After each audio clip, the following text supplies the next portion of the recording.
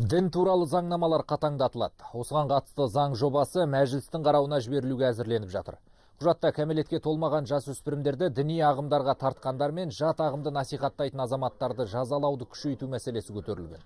Аталған шаралар діни ахуалды тұрақты ұстауға бағытталып отыр. Бұл туралы қоғамдық кеңес жиынында еліміздің дін істері және азаматтық қоғам министрі Нұрлан Ермекбаев айтты. Сонымен қатар биыл жат діни ағымдардан зардап шеккендерге арналған сайт іске қосылады. Сарапшылардың пікірінше азаматтардың қоғаммен байланысын арттыру үшін әлі де қыруар шаруа атқарылуы керек. Оған үкіметтік емес ұйымдар, дәстүрлі діни бірлестіктер мен қоғамдық мекемелер атсалысады. Практически в 90-х случаях.